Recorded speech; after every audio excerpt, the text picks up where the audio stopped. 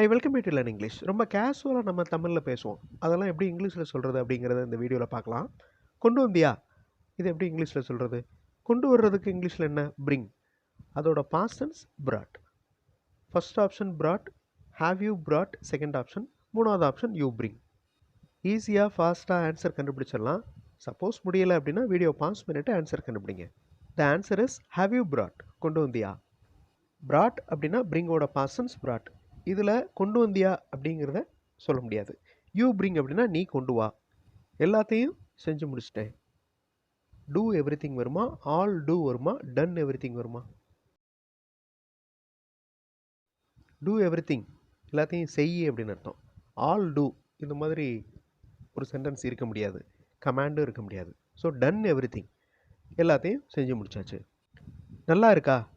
Looking nice, good looking, is this nice, எது correct? Looking nice அப்படின்னா பார்க்குறதுக்கு நன்றாக இருக்கிறது. குட் லுக்கிங் அப்படின்னா நல்ல லுக் இருக்குது. இஸ் திஸ் நைஸ் அப்படின்னா நல்லா இருக்கா? வேறு வழியே இல்லை. இது எப்படி இங்கிலீஷில் சொல்கிறது? மூணு ஆப்ஷன்ஸுமே கரெக்ட் தான். No other way, there is no other way, no way. அமைதியாரு அப்படின்னு சொல்லுவோம்ல, அதை எப்படி சொல்கிறது? Keep quiet, be calm, silence. Keep quiet அமைதியாக இருக்கவும், பி காம் அதுக்கும் அதே மீனிங் தான். சைலன்ஸ் அப்படின்னு ஒரு ஆர்டர் பண்ணோன்னா அந்த இடத்துல அமைதியாரு அப்படின்னு அர்த்தமாகுது. நானும் கூட அப்படின்னு சொல்லுவோம்ல, அது எப்படி இங்கிலீஷில் சொல்கிறது? I am with, also my self, me too, also my self, me too. இந்த ரெண்டு ஆன்சர்ஸுமே கரெக்டாக வரும். அந்தந்த சிச்சுவேஷனுக்கு ஏற்ற மாதிரி also my self, me too use பண்ணுவோம். மறைக்க வேண்டாம். Show this, hide this, don't hide. ஈஸியாக கண்டுபிடிச்சிருப்பீங்க. டோன்ட் ஹைட் இது ஒன்று தான் நெகட்டிவ் சென்டென்ஸ்.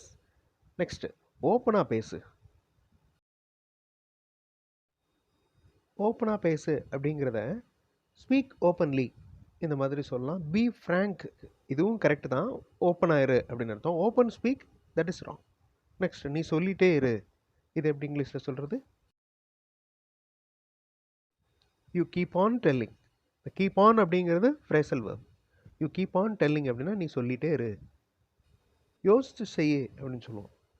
யோசனை பண்ணி செய், இது எப்படி இங்கிலீஷில் சொல்கிறது? எந்த option correct?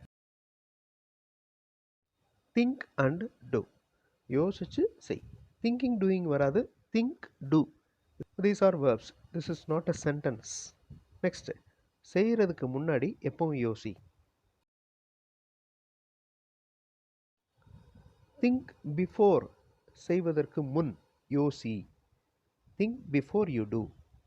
Always think before you do. இதுவும் கரெக்டாக தான் வரும். ஆனால் நம்ம கொஸ்டினில் வந்து செய்வதற்கு முன் எப்பவும் யோசின்னு தான் இருக்குது. எப்போவுமே செய்வதற்கு முன் யோசி அப்படின்னு சொல்லலை. கவனமாக பாரு, கவனமாக செய். Look carefully. ஸோ கேர்ஃபுல்லி அப்படிங்கிறது அட்வர்ப். லுக் கேர்ஃபுல் அப்படின்னு சொல்ல முடியாது, ஏன்னா கேர்ஃபுல் அப்படிங்கிறது அட்ஜெக்டிவ். ஒரு வேர்பை இன்னும் எக்ஸ்பிளைன் பண்ணுறது அட்வர்ப். அப்போ அந்த அட்வர்ப் தான் வேர்புக்கு அடுத்து வர முடியும். Look carefully, this is correct. என் கூடவும் பேசு. Speak to me also, speak with me also. உனக்கு தெரிந்திருப்பதால். You know this, you know, as you know. எந்த sentence correct?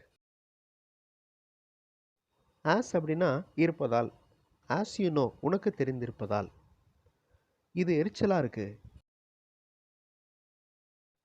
This is tough அப்படின்னா இது கடினமாக இருக்கிறது. திஸ் இஸ் பேட் அப்படின்னா இது நன்றாக இல்லை. இட் இஸ் இரிட்டேட்டிங், இது எரிச்சலாக இருக்குது. நெக்ஸ்ட் சென்டென்ஸ் எதுவாக இருந்தாலும். வாட் இஸ் தட் அப்படின்னா அது என்ன. வாட் இட் இஸ் இது என்ன. வாட் எவர் இட் இஸ் எதுவாக இருந்தாலும். எனக்கு கொடு அப்படின்னா கிவ் மீ. எனக்கும் கொடு, அதை எப்படி சொல்கிறது? மூணு ஆப்ஷன்ஸில் எந்த ஆப்ஷன் கரெக்ட் அப்படிங்கிறத கமெண்ட்ஸில் ஆன்சர் பண்ணுங்கள். அடுத்து ஒரு இன்ட்ரெஸ்டிங்கான வீடியோவில் பார்க்கலாம். தேங்க்ஸ் ஃபார் வாட்சிங் and thanks for your valuable comments.